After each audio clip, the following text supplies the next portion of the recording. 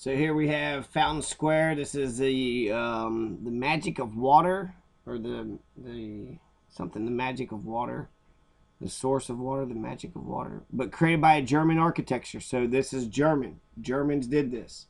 Germans made that. Here's a Frenchman. This is what the French soldiers, I guess, look like, right? I have a stick and a sword and a sash and pretty bell shoes. I'm sure those are good boots to be walking, far long distance. This is Marie Galahante Island. I think it's Guadalupe. I think this is Guadalupe. All these old windmills. Guadalupe, where the first pineapple is found. Lycée Professional Privé de Blanchet, right? So there's a place, here's a business, the Lycée Blanchet.fr. Established a Catholic establishment, industrial professional, I don't know, contract, expensive formation. So maybe looks like a high-end sort of hotel. Is that what we're looking at here? Maybe a boat. You can go boating and it's a hotel and a boat. I don't know.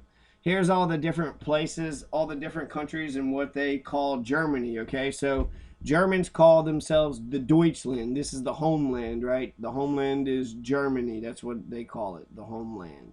But other people don't call it that. The Italians call it Germania, the English call it Germany. You have the Swedes and the Norwegians calling it Tyskland and Saxa, and here's some of the Russian, Estonian people, the Saxma, Vaxija, the Nemeko. Nemeko is what they call it in the Czech Republic. So the Bohemians, Maximilian Damasko's Bohemian, descendants or people that still living in Czech Republic today would call Germany Numeko. Nemeko or something like that. So then we have Niemcy, Najameneka, Nimenekana, Nimstata or something. So very similar, all start with these N's, right? And then the greens all start with G's. Germania, German Ninja, German Ninja, German Ninja. I like that. German Ninja. So German Ninja also for really all of Russia. Alemanje, the French call him Alemanje, Alemania, Aleminha, Alemana, Ilamana, Alemania, right? So all the yellows are sort of Almania. That's what the French call them. So you have all these Tiskland, Deutschland, Duska, Saska, Saskma, all these names for Germany. So why don't we think we should just call people what they want to be called? Why do all these other countries have to have names for every other country? It's like this is homeland. We're Germans. This is Deutschland. No, we're gonna call you Alemanje, and we're gonna call you Niemcy, and we're gonna call you Saxa, and we're gonna call you a German Ninja. Why don't you just call us Germans? Nah, we're gonna call you German Ninja. What are you gonna do about it? What are you gonna do about it? Goebel Park, William Justice Goebel. He was shot and slain in 1900 in January. He was shot, dies in February, lives for 3 days after he dies. Was declared governor, was able to pass, some laws, was able to pull the troops out and stop the occupation. In Covington, they have Goebel Park. Goebel Park was named after that German Kentuckian who was a New Dealer radical, taking on the monopolies, taking on the toll roads, defending labor unions against toll roads, against textbook monopolies, against the railroads monopoly, against corporations to help write the Kentucky Constitution. William Justice Goebel, badass, right? So many things that he actually fought for. Fought for the farmers, fought for labor union rights. Didn't fight for the black man, which is kind of sad, actually. He talked good about the black people, and, he could get black folks to vote for him, but he wasn't for black folks being allowed to ride. Plessy versus Ferguson, he's going to side with the Supreme Court on this one, so he doesn't want black folks using the same stage car and trains. That's the new big fucking debacle now. Should black people be allowed on trains, right? How far are we going to let segregation go on? Now, people want to defend argument, right? It's a necessary evil, but without government, who will punch the fuck out of all the women, right? So, if we don't have government, who's going to do that? Who is going to do that? The Gripshover, right? This is again a beautiful, looks like fucking velvet, right? And the white looks beautiful. That horse jumping, galloping over something. The 2 dots over the O. Gripshover. This is Gripshover. Those are the Gripshovers. That's how they call themselves over there in Germany. Here's La Grande Soufriere. It's an active volcano. So in Lesser Antilles, Man, I'm gonna say Guadalupe. I'm gonna say Guadalupe because it looks like Guadalupe. So there's volcanoes on Guadalupe. So you gotta watch out for those volcanoes, right? So maybe on one side or another side of the island. They also had problems with earthquakes too while they were living there. Earthquakes devastated their plantations. So you're living out in a fucking island. You took over a goddamn fucking island in the middle of nowhere, right? Because you knew nobody would give a shit, and then try to extort as much wealth as you could. The Haitian colony was actually like the most profitable ever created, like in all time. Here is the Hanover, the 1899 Hanover. This is going to be the ship that the Damascus come in. So a little bit better, right? A little bit ironclad steamship that has one sort of stack there, but it's not no sails. So it's just all run by, I guess, coal and steam. So it's all propeller, it's all energy, man-made, man-created energy. No longer are they using any of the sails and being pushed all around everywhere. Now this is HLD Blanchett. HLD, is that Hacienth Leo Durest?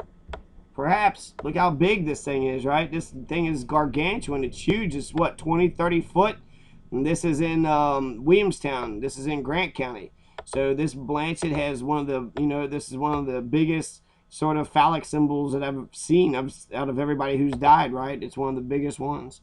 Hohenzollern, I'd actually talked a little bit about this, but this is the castle, the house of Hohenzollern. All the people, the rulers of Prussia, consider themselves of, bloodlines from this house, the house of Hohenzollern, from the original Prince Albert. Border between U.S. and Mexico, there's a big ass fucking wall that's being built between the two. This is America, that's Mexico, but here the border between Holland and Belgium is just this line. This little X, this little white line. Here's Holland, here's Belgium. All right, just respect it, and that's how they do it. That's pretty nice to have established borders like that and stable countries in each one of them, and having people not just skipping town. Here's the great Napoleon, that stupid ass picture, right? Well, look at me, I'm on a horse and pointing. I am so elegant and wonderful. Fuck Napoleon. Napoleon's a bastard. He's a piece of shit. He's a fucking terrorist. He's worse than Hitler. Some of the things he does is worse than Hitler. I don't know body count, but he has no compunction whatsoever for his own people or for other people whatsoever. He wants to reinstate slavery. He fucks up the fucking revolution. He's basically like the Charles Manson for the French Revolution. The 60s could have, the hippies, we could have had freedom and peace and love and happiness for the 60s, but that's not where the, where the fucking Mansonites want to take it. They want to say, well, if we get peace and freedom, what are you going to do with the fucking terrorist monster like us when we come out of nowhere? So you got Napoleon, who's a fucking terrorist psycho monster that kind of comes out of the chaos and says, well, I am a monarchist, I'm a unitarian dictator, but I'm going to give you order. Whereas order, the revolution hasn't given you order, and I have some revolutionary ideas. He has civil code. So he was going to export the French Revolution everywhere he went, but not really. He was exporting his own fucking civil code, his own laws for the land, and then passing monarchy, kingships and princeships and queenships, to his family. So this map here shows Napoleon conquered Europe in 1812. He had conquered the Prussians actually in 1806. So he's has an occupation from 1806 to 1812, and of the Prussians. So this is under the Gripshovers. The Gripshover would have been under Napoleon rule for a good duration up until 1815. So from 1806 to 1815 for about 10 years. There's a French occupation of Marsbachult in Westphalia. So the empire formally dissolved August 6, 1806, the last Holy Roman Empire. Francis II abdicated, so the Holy Roman Empire went for 1,000 years, and Napoleon comes in and says, nah, you're not going to be the Holy Roman Empire no more. All right, fine, and then it was over. So the Germans all were part of it, but really there was Italy and some other things that was a part of the Holy Roman Empire, which was never holy nor Roman nor an empire. It took the namesake of the Roman Empire, which I'd actually be in the Roman Empire, but it was the Germans. It was the German, I guess, sort of answer to the Roman Empire, but also the Catholics. The Catholics sort of manipulated and used the German-speaking peoples for their own, their own sovereignty, and said they ruled over them, and sort of a deal, right? If they would make people, like, they would call people important names and shit. The bishop, proper of this region, or this person is that of that region, and they're, supposedly they give them power or some shit. Later called the First Reich. This ended the Holy Roman Empire, right? This is the First Reich. The Third Reich is Hitler. The Second Reich is Otto von Bismarck and William I. So yeah, that's a big deal. 1806 is a big deal. That's when the Prussian army was defeated, and also when the Holy Roman Empire was dissolved. So Napoleon, for one good thing that Napoleon did, it kind of smashed, the totalitarian absolute control that the Catholic Church had over the entire Europe. So here we have a bunch of kids, right? I think Guatemalans or some kids from South American who's in our country who needs our help. And what are we going to do with them? Here they have like prison-like conditions, staying in a room until what? We're going to export them all back, or what? We should keep them. We should be an asylum. We're all an immigrant nation. And these look like the Native Americans, actually. I think they should just keep on doing this over and over again. And eventually you'll see a revolution that takes the power away from these rich old white fucking fogies. So quit being a fucking racist bigot, Bill O'Reilly.